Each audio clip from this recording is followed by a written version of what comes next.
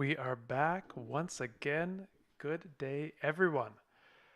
Now, we have something very special today, which is a new camera. And with a new camera comes new potential technical problems. So, I'm going to get a check from Lucy to make sure everything is showing up in the right place. That looks like the chat is just sort of randomly in the middle here. So, I'm gonna get that over to the side there.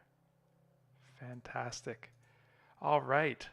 Um, yes, so I'll wait for that technical check. But in the meantime, how is everyone doing? It is an early stream today. Apologies for the schedule change. Yeah, it's uh, it's go go go sometimes. You'd think there'd be a sort of a lull in the summer, but apparently not. But we are able to do some fun stuff today. And today, I think we're going to do mainly just a chat stream, mainly a me talking to you, me keeping an eye on the chat, a little bit better than I do when I have spreadsheets up. And we're going to talk about learning languages, teaching languages, and especially how it all applies to Conlangs. And I'll give some uh, I'll walk you through my thought process on how I like to learn and teach languages, and then we could see how that might work in the context of Pkwak. Shiv, the shirt. Yeah, the shirt I think might also count as something special. I love this shirt. This is my favorite. This is my favorite shirt. And the worst thing about the winter is that I don't get to wear this shirt. All right. Lucy says looking good. Excellent.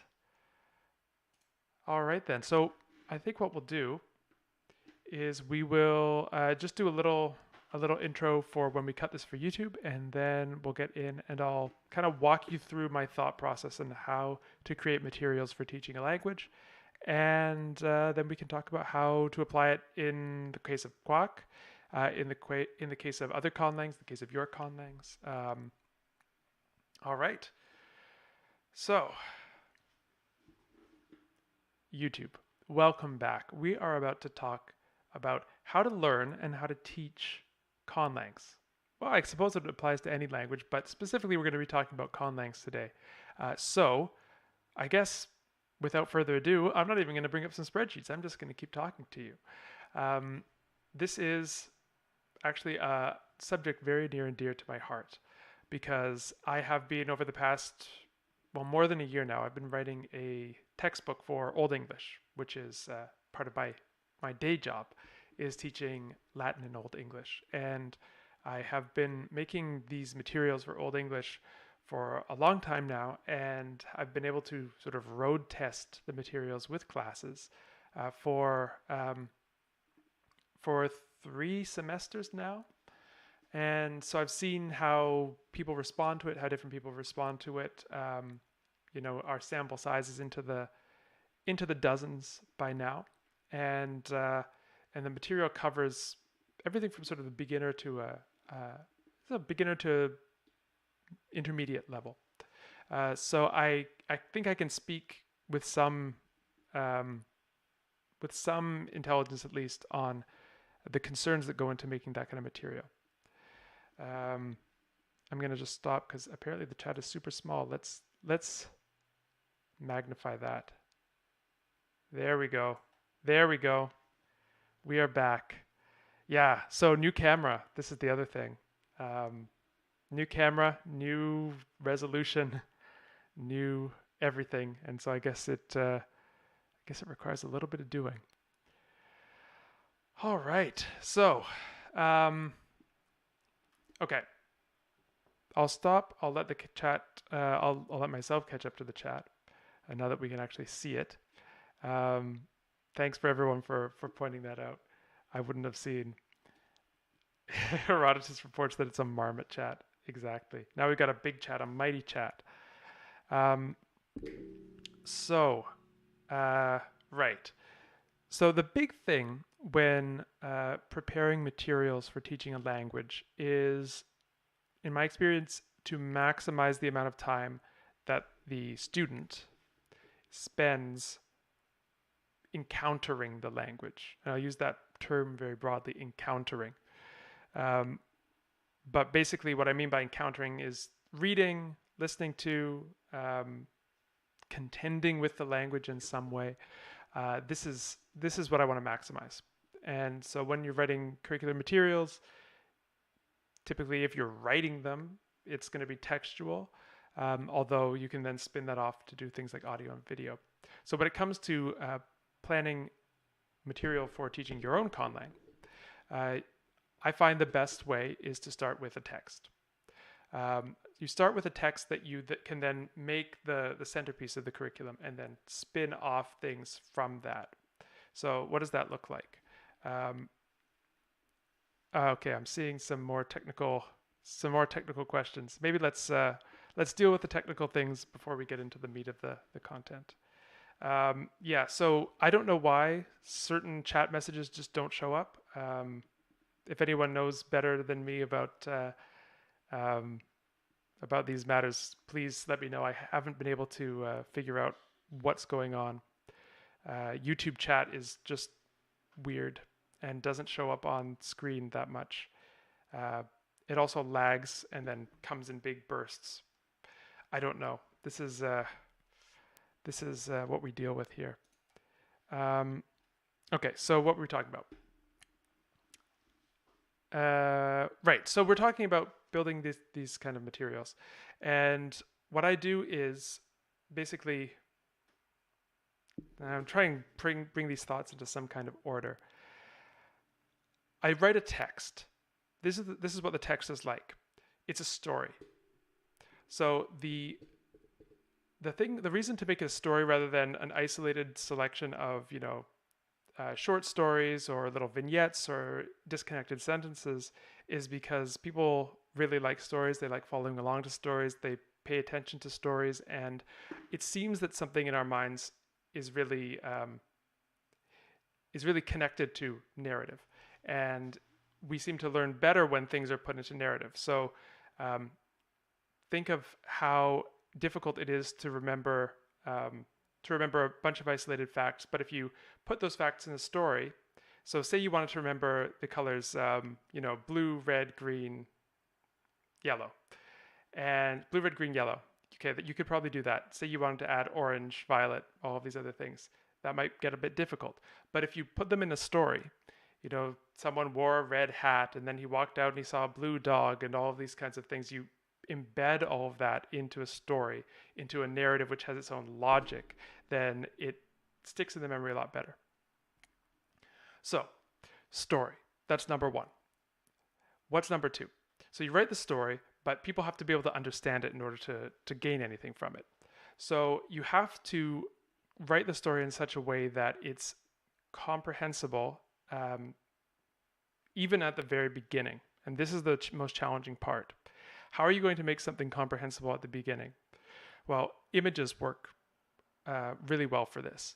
You can start out with a bunch of concrete nouns. So in the case of the Old English book that I'm reading, which is called Oswald Bera, it's about a bear named Oswald. It's Oswald Bera, bear. And we start off with talking about very concrete things. So first, we talk about there's a bear. His name is Oswald. And as I'm teaching this, and you can see on Polymathy Plus, there's an example of me teaching this to Luke Ranieri. And what I do is I draw the picture of a bear. Since I can't draw bears that well, it's usually a teddy bear. I introduce other words. Holt, forest. So I draw a bunch of trees together and say, Holt.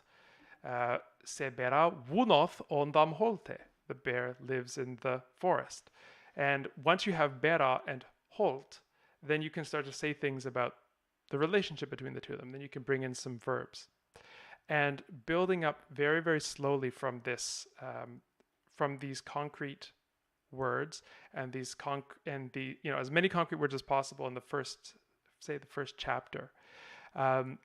Then you'll, at some point, talk about what the bear eats. He eats fish. He eats berries. These are things we can draw.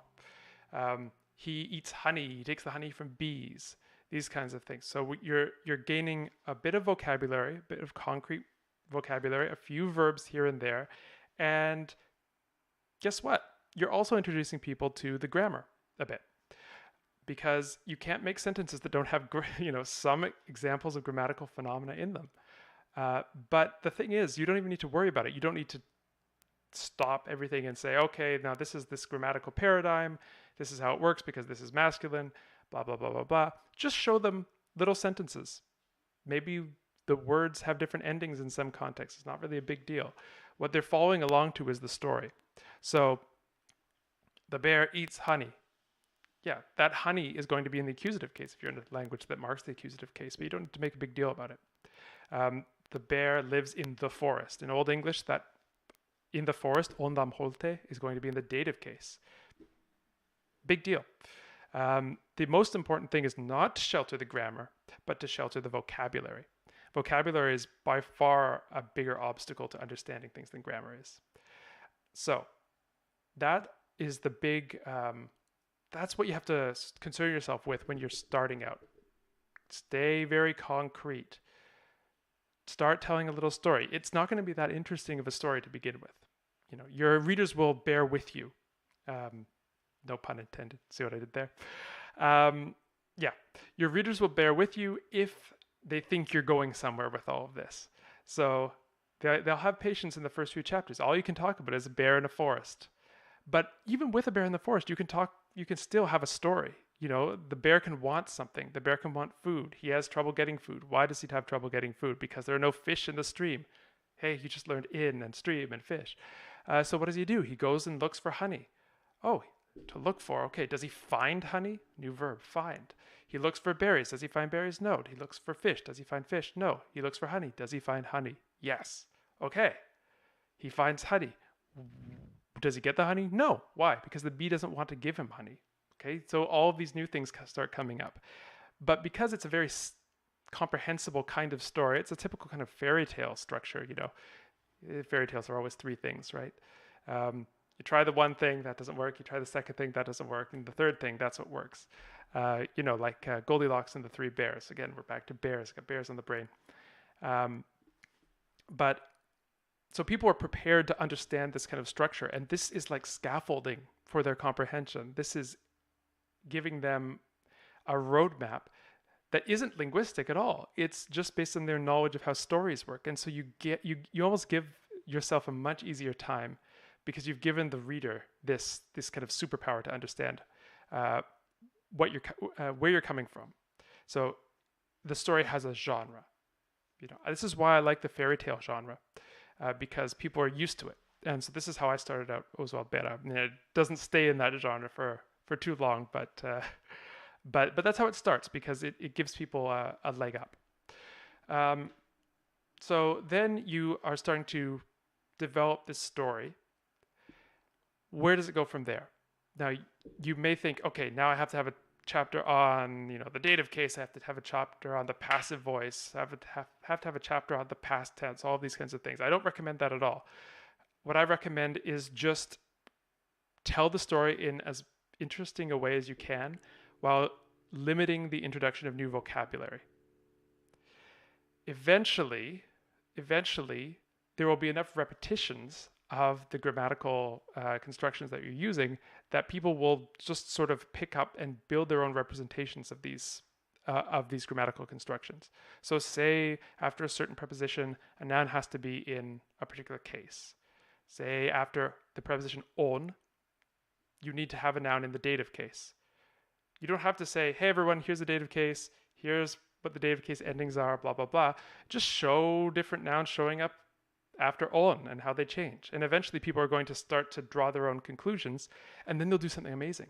They'll make what my Latin teacher used to call correct mistakes, which is when you overgeneralize a rule that you've learned. So think of someone acquiring English. They learn that plurals are formed with this z suffix, and they've learned that, and then they start saying foots and mans. Those aren't correct, but they show that the rule has been acquired, and this is a good thing. So you start to see this. Okay. I'm just going to pay attention to the chat now because I was ranting a bit. Yeah, so basically we need some sagas for Pkwak. Um, the spiral-bound Pkwak note textbook hasn't shown up yet. Well, this is sort of what I want to seed now. Uh, I want to share the process so that we don't have to wait for me to do it, essentially. Um, uh, Hands full with the Old English as they are. Um, Necu lingua pequaca per se illustrata. So yes, this is largely the approach that the famous Latin textbook, or the textbook series, Lingua Latina per se illustrata, takes. And so for those of you who haven't encountered this textbook, the translation into English is the Latin language illustrated on its own terms. So this means that the textbook only uses Latin. It doesn't have any English, doesn't have any other language in it. It's entirely in the medium of Latin. And it tells a story. The first book in the series, Familia Romana, tells the story of a Roman family and all the sort of antics that the kids get up to, and it's quite good. It's a very it's, I would say, the gold standard for this kind of textbook.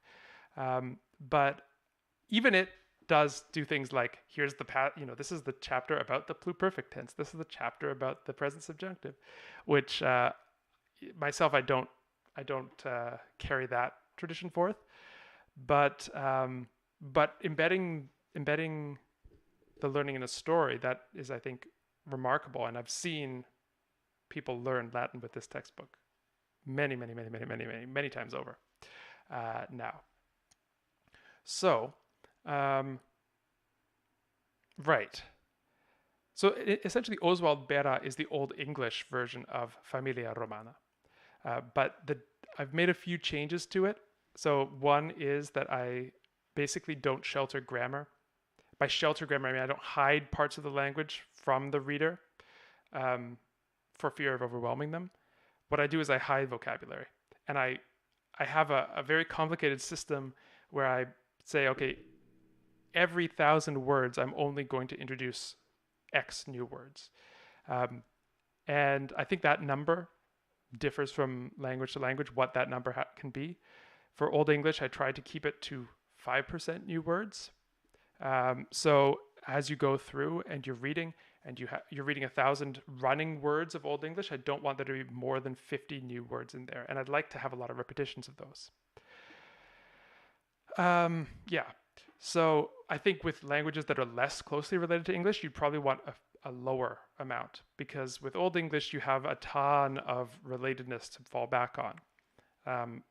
With Latin, you also have a ton of, there are many words in English, as we all know, that come from Latin, at least ultimately. And so you have this help there.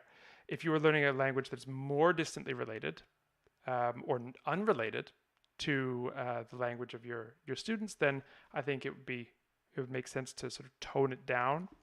And if you're learning something that's more closely related, you can perhaps up the vocabulary load. Right. So, for those of you who are making a priori conlangs, you're probably in the camp of wanting to have fewer words introduced per, say, 1,000. And as I mentioned, 1,000 words. These can't really be that short, these books. So you're going to be talking in the thousands to tens of thousands of words that you'll need in order to impart to someone a big enough vocabulary and enough practice consuming the language to become a moderately proficient user. So this is, I think, why probably people don't do it that much. It's a lot easier just to write 10 sentences per chapter that illustrate some grammatical point, go on to the next chapter, 10 sentences per chapter, and so on and so forth. But after you've gone through one of these more traditional textbooks, you haven't actually read that much of the language. So there's really no getting around it. Right, so I'm going to pause here. I'm going to stretch and hydrate, and I'm going to go through the chat because I see there's some excellent stuff coming up.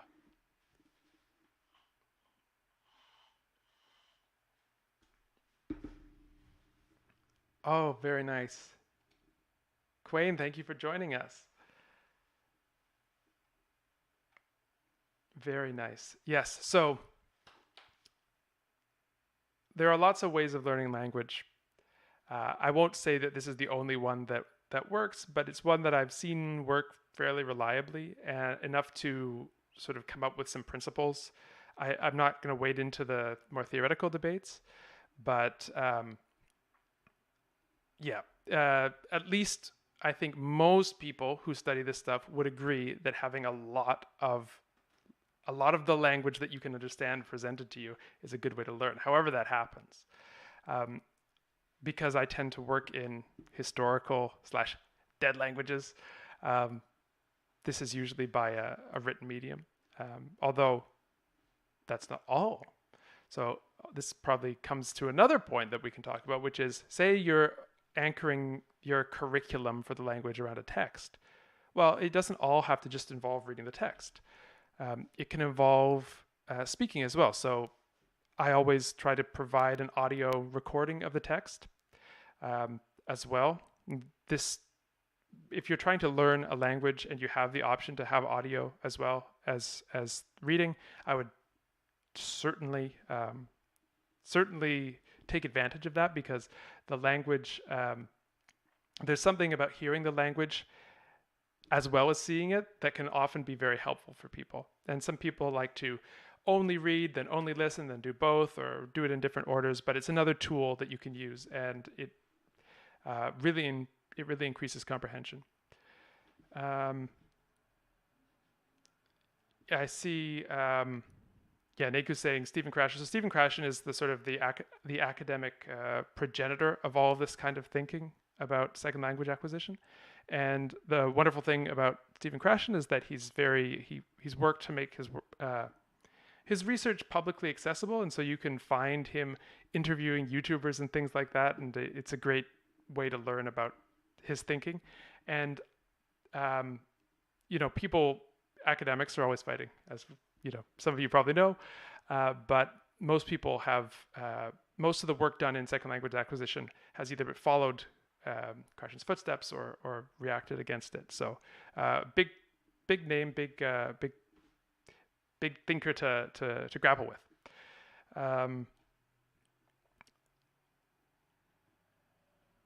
Hola, Sasha.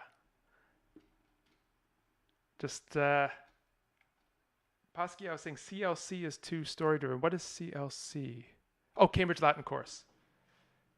Cambridge Latin course is too story driven. I have not used Cambridge Latin course myself. My experience with Latin is limited to, with teaching Latin is limited to Familia Romana and the Lingua Latina per se Illustrata series, and this guy, which some of you may be familiar with. Yeah. I won't say anything about that book.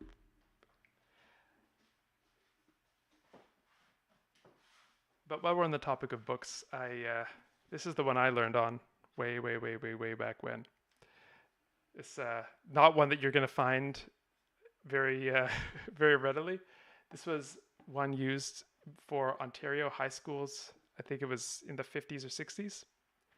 And yeah, classic book. I have many fond memories, but there are things I would improve on.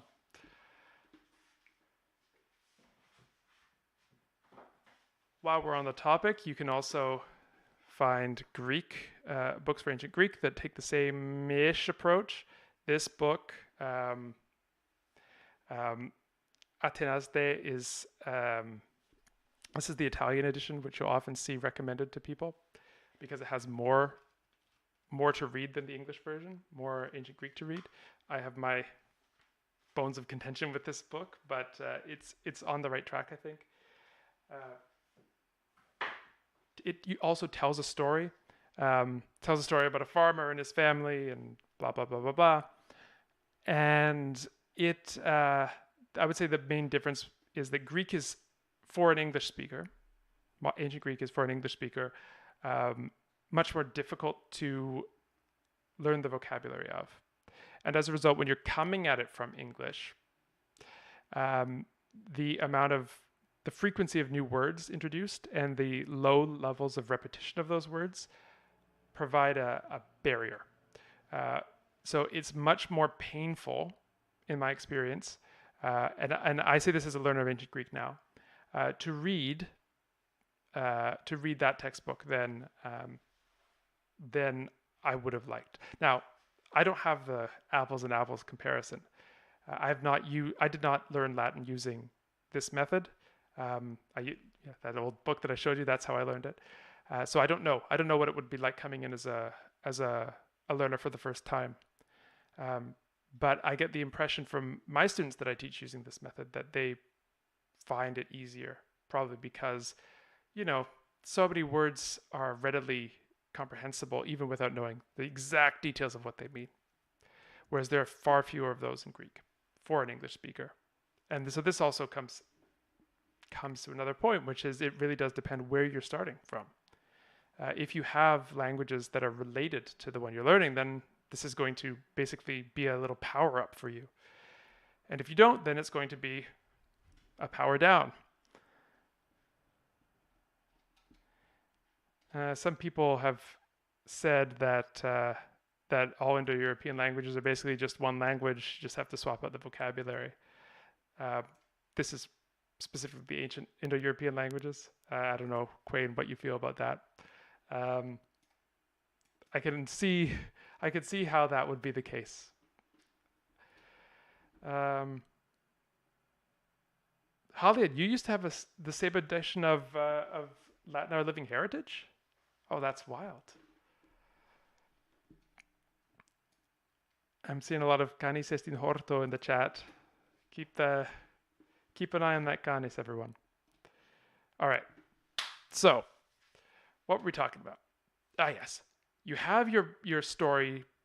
You have your story together. You've started off in a very easy and concrete way. You've started to develop the story by introducing more and more vocabulary. You're not worrying about sheltering grammar particularly, although you may in the very first few chapters want to, avoid, while people are just dealing with the shock of getting used to a new language, you might want to simplify the grammar a little bit, and I do that. For example, I stick to one tense for the first 5 chapters of the book or so, but after that I just go nuts and just put whatever I want in. I put subjunctives in, I put all this kind of things. Velux Latin, okay. But what is the guiding light? So we have our constraint, which is to limit vocabulary, limit the rate of introduction of new vocabulary, which is by far the thing that impedes progress. Immense amounts of new vocabulary. And then what's our positive? What are we seeking? What we're seeking is to tell the most interesting story possible. And I think that, if I were to criticize some of the earlier textbooks in this vein, it would be that they don't focus on this. So what they tend to focus on is showing you sort of typical scenes that you will find in the literature of the language that you're learning. And they will weave in adapted primary text. They will retell things like myths. This is very common. The main story will be, there's a farmer and his son, and the son goes around with his dog and this sort of thing, which is not the most exciting thing in the world. I'm talking now about Atenaste. But then when everyone sits down by the fire, they tell the myth of, they tell the myth of the Minotaur. So that's kind of interesting. But I suspect that our minds know that that's really the interesting bit, and the rest is kind of fluff. It's not a story where we particularly care about the characters. It's just a way of getting from one myth to the next, which I think is suboptimal. And the book does move on from that, and it does get more exciting and more stuff happens.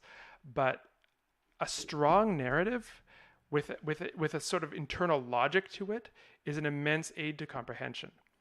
Whereas, things that are just sort of people walking around doing everyday things, there's no real plan, there's no real impetus to the plot.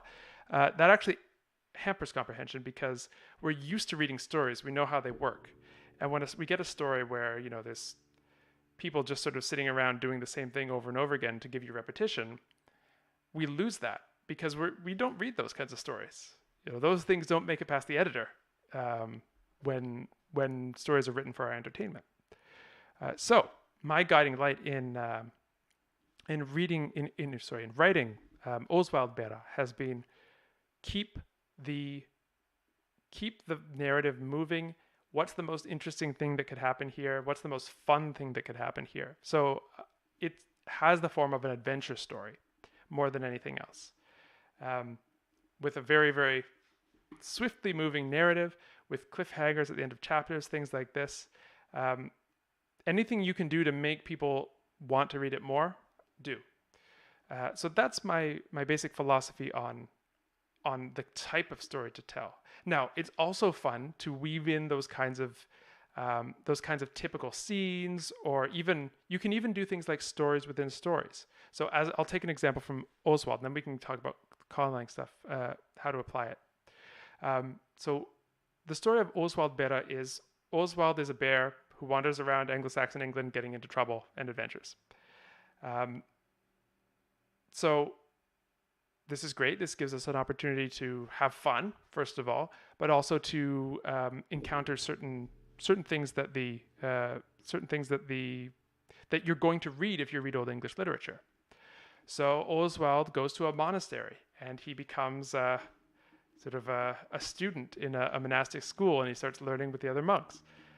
This is the kind of stuff that you will read about in Old English literature. Or he becomes a warrior and fights in a battle, and this is the kind of thing that you will read about. So you can still do this, just make sure to weave it together in an interesting way. You can also do these things where you have stories within stories. So the myth retellings are a good example of this.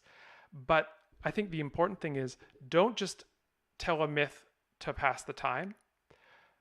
Make that story within a story have a purpose in the frame story. So I'll give you an example. Two different ways of handling it. You want to tell a story about a myth. Everyone sits down after dinner. They've just been wandering around in the field all day complaining about having to work. They sit down and then someone says, "I'm bored, tell me a story." And then the other person says, "Sure, I'll tell you the famous story of blah, blah, blah." And then they tell it. It's great. It ends. Then they say, "Okay, let's all go to bed." Okay, that's one way of doing it where there's not really a strong thematic connection or narrative drive that links the two layers of story. The other option is, and this is an example from Oswald Bera, I'm not going to spoil it because one character is having an existential crisis, and that character goes to sleep, and in that character's sleep he has a dream, and that dream gives him the answer to the crisis that he was having. So it's not just a story that doesn't have any connection to the main story. It's actually a beat in the main story. It's the thing that helps him make up his mind.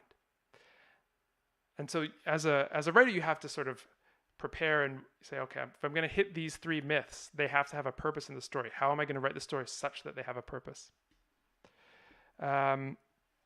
So anyway, this gives you a way to move forward. Now, what you can do is, if in the literature that you're dealing with, so as a Conlanger, you have total control over this. There are existing texts, you can weave them in. Now, you may have to simplify them because they may have vocabulary that you don't, that the people are not ready with. You may be over your percentage, your threshold of new vocabulary you can introduce per 1,000 words. And so what you might do is you might say, okay, knowing that I'm going to have these 150 words in this chapter, in chapter 17, I'm going to need to introduce them at a rate of 10 per chapter in the 10 chapters which precede it. So then this gives you another constraint which helps you to write. Creativity and constraints, I'm sure you've probably heard, they go together. Right. So the core is the text, but then you can kind of you can zoom out from it. So you can create other kinds of materials that work with the text. The text is like the core of the curriculum, which tells you when different types of vocabulary, when different vocabulary is going to be introduced in sequence. And also when the sort of instances of grammatical construction start to reach critical mass, or they start to present an obstacle to understanding unless you get them, then you can start to build out supplemental material from there. So one thing that I've done is create these vocabulary builder videos, and this is Luke Ranieri's idea. So you can see on I forget which of his channels it is. I think it's probably Scorpio Martianus. There's the Ancient Greek in Action series, where it's essentially, hey, you don't have any Greek. Here are some concrete objects, in visual form. Here's the word. This is a good way of scaffolding into those very first chapters. So this is something that I've done with Oswald Bera, and something that you could do with Conlang stuff as well. How do you do it? You simply find a little video clip or an image of a concrete object, and this really works best with concrete objects. You then put it on screen. You put the word beneath it in its orthographic form. You say the word a few times. Maybe you put it in a sentence, say it there. The whole goal is just to get the person associating the image with the word. And this is something you can do at the lower levels. I don't think it's that necessary at the higher levels once people have sort of got the gist of the language and are starting to get in sync with the language, which happens as you go farther. You seem to need fewer repetitions once you know word families, once you know this kind of thing. So that's one thing you can do. Another thing you can do is circling videos. So circling is a technique that you can use in language instruction, where you say have what's a good example? Say you have a story about a bird in a tree. You say, the bird is in the tree. Is the bird on the ground? No, the bird is in the tree. What's in the tree? Is a lion in the tree? No, a lion isn't in the tree. A bird is in the tree. And then you basically, the idea is you're circling around that sentence, interrogating, swapping things out, negating, asking questions, all to attack that sentence from different angles to make sure that people understand it. And this is something that you can do as a creator of curricular materials. You can use your text as the basis for circling, and you can essentially record yourself doing a circling session, just answering all your own questions. And this can help the comprehension of that material even further. Right. Yes, Quain, exactly. Parents often do comprehensible input as well. I mean, we even do comprehensible input in languages we're very familiar with. If someone doesn't understand what we're saying, we rephrase it in different words that we think that they will understand. It's actually just a sort of it's a kind of a special case of something that we already do. Or if you didn't hear someone, you might make the words more distinctive so that it's something that wouldn't be as easily confused with something else. No, not the I don't know. No thinking about examples at the blackboard. Let me check up on the chat. Oh, Martel Capo, thank you. This is when I saw that Lucy had chosen this shirt for the thumbnail, I thought, okay, this is good. I get to wear this shirt.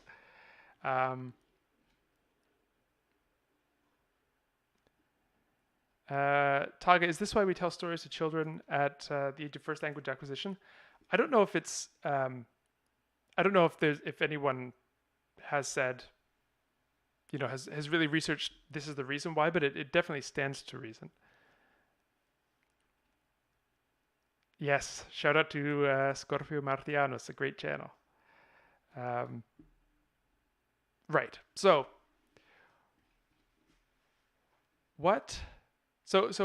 let's try and take this and put it into something actionable that you can use. So if you have a conlang, or if you speak a language that doesn't have good material available for it and you want to create some, how would you do it? Well, ideally, you would come up with a list of words that you would like the person to have learned by the end of the story. That's a good place to start. So if you have an existing corpus of texts, that you can take you can do a frequency analysis on it and find the top X words. Then, say you have 1,000 words that you want to teach the top 1,000 words. Then you say, okay, how many words can people tolerate? How many new words per 1,000 can someone tolerate? And then you can sort of work backwards from that to get a rough length of the book that you'll have to write. Then divide it into chapters. I like to have the chapters roughly equal sized because I use the chapters in a class and the class is a certain length. And if they're wildly different lengths, then it sort of makes that hard. But I think it's also nice for the reader to have something predictable. Things are in sort of more or less bite-sized chunks, or maybe big mouthful-sized chunks. But so I have a set length of the chapter. Now that length gradually gets bigger as you go through the story, and you're able to handle more in a chunk. So I think it starts out with something like 600 words per chapter, and then it gets up to something like 1,200 words by the end. But I'm always keeping that rate of introduction of new vocabulary constant. Okay. One exception is when I know that there's a new concept coming in that might be a bit tricky, I ease up on the vocabulary. So not a lot of new vocabulary. Or if I want to let people to have a breather after a chapter that I thought was a bit difficult, ease up on the vocabulary and just do a lot of repetitions of existing vocabulary to consolidate. So you have your word list, you have your rough length of the story. Then look at your word list and see if there are any things that sort of pop out at you as thematically relevant. So if you have a lot of words about animals, maybe you can do a story about animals. If you have a lot of words in there about, I don't know, wizards and things, then do a story about that. But more or less, if you're working from a frequency list, the list is not going to be that different from language to language. You're going to have a lot of basic concrete nouns of everyday life, some verbs. You're going to have some good verbs. You're going to have some good adjectives. You may have to dip outside of the core vocabulary for the purposes of storytelling. I definitely found that. I started out when I was writing Oswald Bera, and I said, okay, I'm going to stick to the top, X words. And then I noticed that I couldn't really tell the story I wanted to because a lot of those words just weren't on my list. So I eased up a bit. But I really tried to keep the core vocabulary to be high frequency words. I'd rather have them learn a word that they can use outside of the book in other texts rather than a word that shows up only in 2 or 3 texts. From the perspective of a conlanger, you obviously have more leeway with this because you're the one who's responsible for writing. So when we think about Pkwak, we do have a Pkwak corpus. Now, I think there's definitely work to be done to assemble it and put it somewhere where we can actually come up with a frequency list. But I think we're at this point ready. We would be ready to have a basic vocabulary list. I know there's been some amazing work done and just want to doff my hat to Ship for the amazing VC events in the Discord. By the way, if you're not in the Discord, link in the description. You can participate in those. So the first step, gather the vocabulary, see what kind of themes pop out, what kind of story you want to tell, and then it becomes kind of a creative writing exercise, albeit with some important constraints. The big constraint is that vocabulary introduction rate. And to me, this makes it really much more easy, much easier to write than if I had total freedom. Okay, write a story, Colin. There's a plant, and the plant looked nice in the corner, and everyone liked to look at it. It's terrible.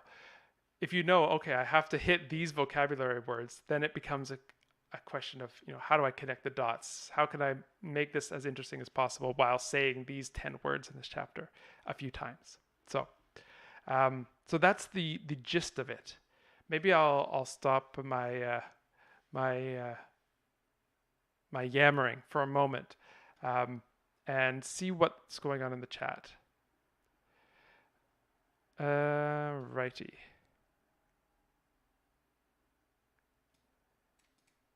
Yeah, looking at the differences between modern Greek and ancient Greek. Yeah, there's some differences. Quain and I tried exchanging some sentences when I was first starting with ancient Greek, and yeah, it was not at all clear.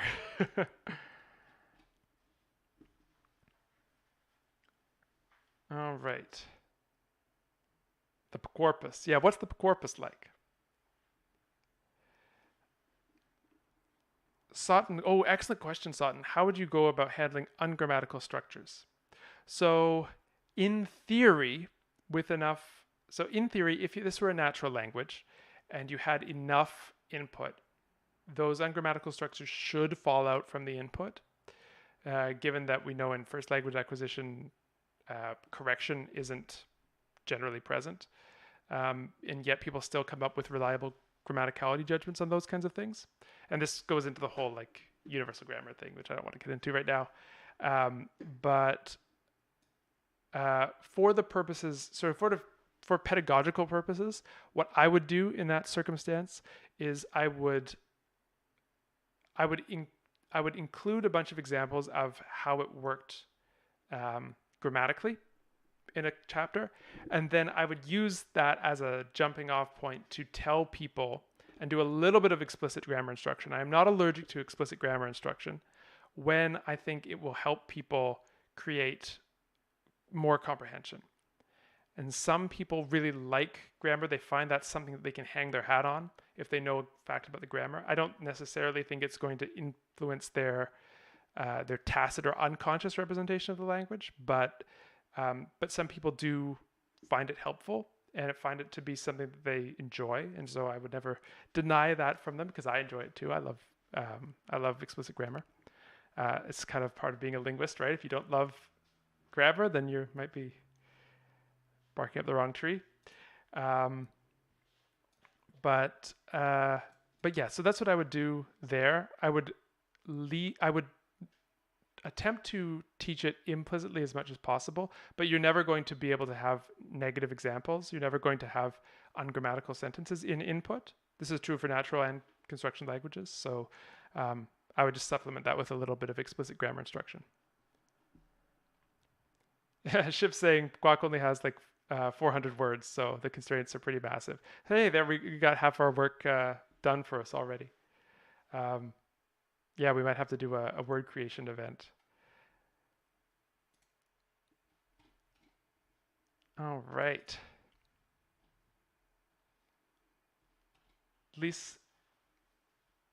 Sorry, is that MGG? Lease MGG? I've never said it out loud. I've seen it so many times, but I've never said it out loud.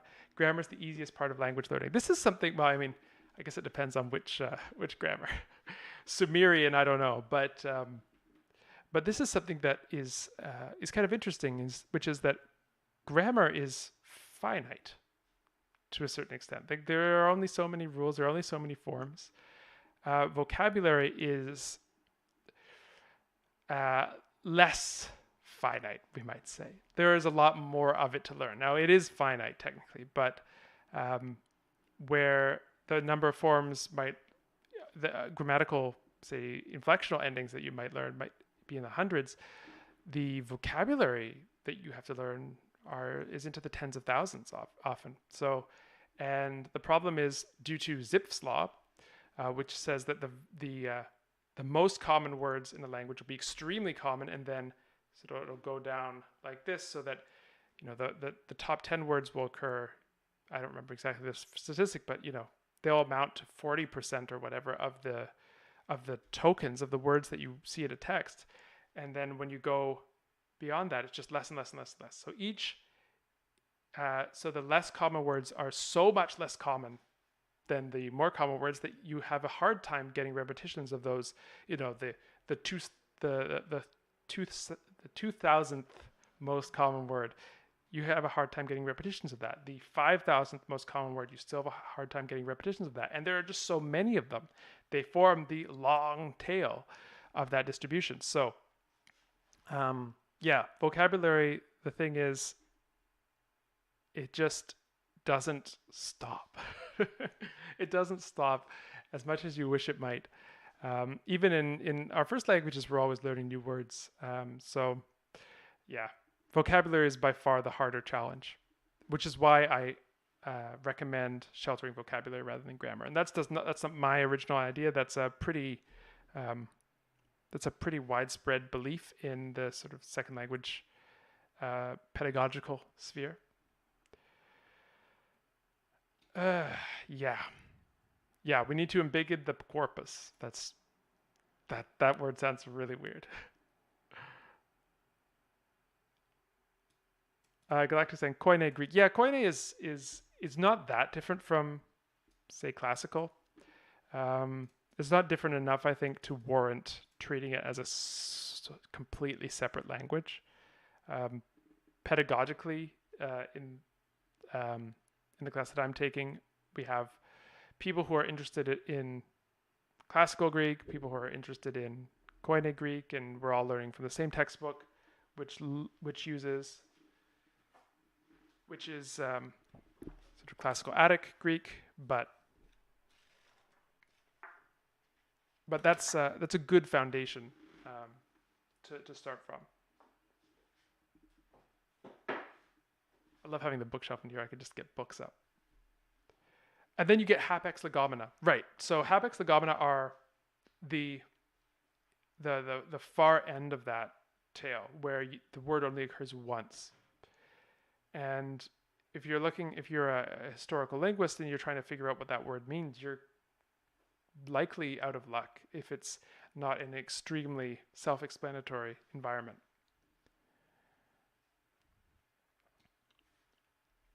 Stretch and hydrate, one sec.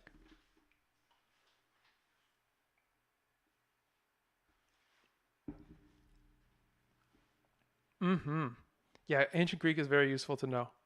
Very useful to know. I had a Greek class this morning, and my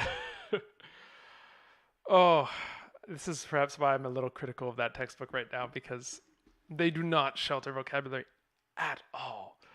They just dump new words on you that you only see once in the textbook at a regular pace. So it's kind of painful to read. Some chapters are definitely worse than others. I just got through one which has in which they snuck in an adapted primary text, and it didn't seem that adapted to me for my level, so it was challenging. But it's worth the time to learn. I think both Latin and Greek are worth the time to learn. They're very, very fun languages.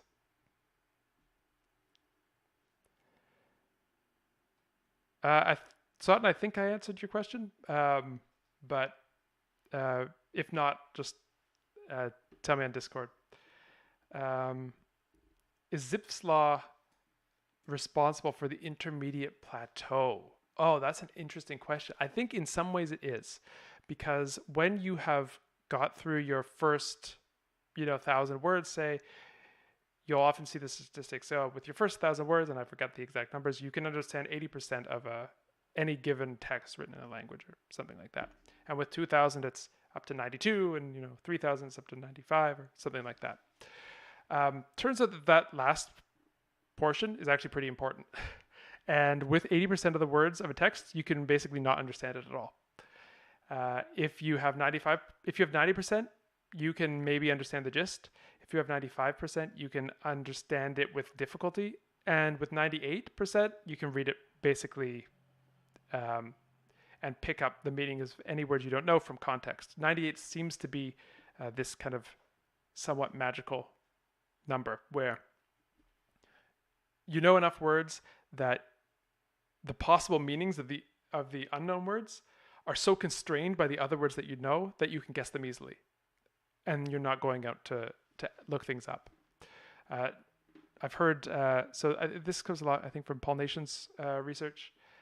who's someone also very cool who has good information that you can look up. He guests on podcasts and things like that. Very very focused on vocabulary learning. And what was I going to say? Oh yeah, so he calls 95% and below. So this is 95% comprehension, where you're counting each individual word. He calls 95% comprehension and below. He calls reading pain. And I can attest, it is painful. It is painful to read at that level of comprehension. Although 98, very big difference. If you're at 100%, then you might want to choose a more challenging text so that you can learn something. But being around that 98, if you dip down to 95, it becomes sort of a different kind of reading, but it can still be good. Much beyond 95, it's basically pointless to do, which is why I stick to 95 as my 95% comprehension equals 5% new words. So that's my limit. I try to never to give more than 5% new words in a chapter. Because also, as someone's reading, you can't just assume because you've taught it, that they've learned it. So things are always slipping in and out of memory, especially when they're things that we haven't seen many times. So it's important to allow people to experience language acquisition, which is not a straight road. You may learn a word and then you forget it, and it comes back to you. Maybe if you're tired one day, you can't get it. So people often feel discouraged at this, but this is just how it is. So if you are feeling discouraged that you've had a bad day with a second language, then please don't. It's totally normal to feel like you're getting worse sometimes and feel like you're slipping. All right, my friends. I'm going to have to head off. We are furnishing this space further, so you will see next time some new things in the background, but because of that, I'm going to have to leave early. So I want to just thank all of you for coming and joining and listening to me rant for an hour. It's a new format, but hopefully it wasn't too incomprehensible. YouTube, I will say goodbye to you now. Come join us next time. If you enjoyed this kind of thing, obviously, please do like and all that stuff. It's a good signal that this is the kind of content that people like. But anyway, enough about that. Good to see you all, and we'll see you next time. And then chat, I want to thank you specifically for joining us live. This has been a very good time. Sorry, it's a bit abbreviated compared to a normal stream, but yeah, as I said, there's going to be something new in the background next time, and everything will be gradually spiffier and spiffier. So this has been a joy for me.